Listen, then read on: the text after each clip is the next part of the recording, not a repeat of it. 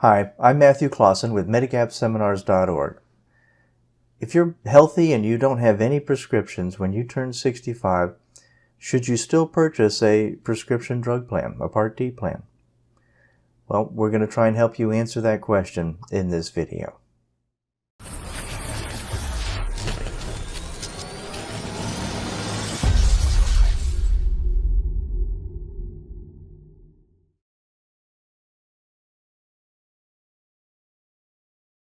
So here's the scenario. You're turning 65, you're healthy, you don't see the doctor very often, and you have no prescription medications. Should you get a prescription drug plan? It's a fair question, and we actually get that a lot. And here's what we believe that you should be looking at.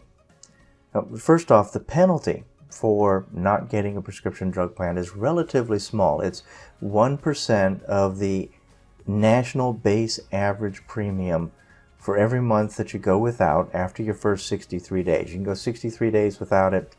After that, it's 1% per month of the national base premium. That is an amount of money that's worth considering. If you think that the average premium here in 2017 is $35.63. Well, that means if you go the entire year without any prescription drug plan, then you're going to have an increase of about $4.20 a month for the rest of your life for the prescription drug plan when you purchase it. That continues to add up, and we've seen cases where the person's penalty is equal to the amount that they normally pay, so they've doubled their prescription drug plan premium. Either way, it's not an amount of money that will typically break a person's bank. It's a nuisance, it is easily avoidable, but it's not the only factor that you should consider. So while the cost of the financial penalty is worth considering, it's not the greatest cost that you should keep in mind. Once you have enrolled in Medicare, you can't purchase a non-Medicare prescription drug insurance plan. No one's allowed to sell it to you. That means that once you have passed your initial enrollment period, unless you have employer coverage or other creditable coverage, assuming you don't have that, then you can only purchase your prescription drug plan during the annual election period to start in January. So you can select a plan in October, November, up to December 7th to start January 1. That's your choice. Once you're eligible for Medicare, no one can sell you a prescription drug plan that is not a Medicare plan. No one can sell you prescription drug insurance other than a Part D plan. You can only purchase your Part D plan to start in January. You have the annual election period between October 15th and December 7th. You can choose a plan then to start in January. Here's the problem. What happens if it's February, March, April? You have no Part D plan because you're healthy.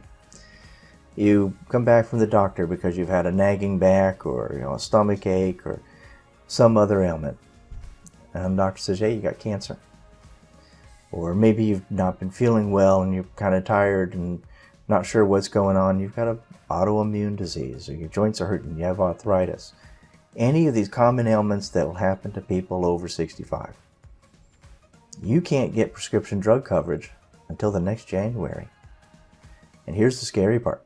Now, you may be facing prescription drug costs that are in the tens of thousands of dollars. The average prescription drug, when you do not have insurance, the average prescription drug cost for cancers, $10,000 a month. There are some cancers where it's easily closer to $500,000 for the treatment. If you have arthritis, you can easily be spending $5,000 a month if you don't have insurance. And the same with many of your autoimmune diseases, depending on what you have. This is a table here that was put together by the Kaiser Family Foundation. And this was done in 2016, and it's the average out-of-pocket prescription drug cost for people that have a Medicare Part D, where Part D is already paying 95% of the cost. These numbers are 5% of what you have to pay if you have a Part D plan. Imagine what you're going to pay if Medicare is there to absorb the 95%. So it's not the financial penalty. It really comes back to the very basic question of why do we have insurance in the first place? I can only answer for myself, but for me, I have health insurance so that no medical event is going to financially burden me or my family. It's not going to disrupt our quality of life.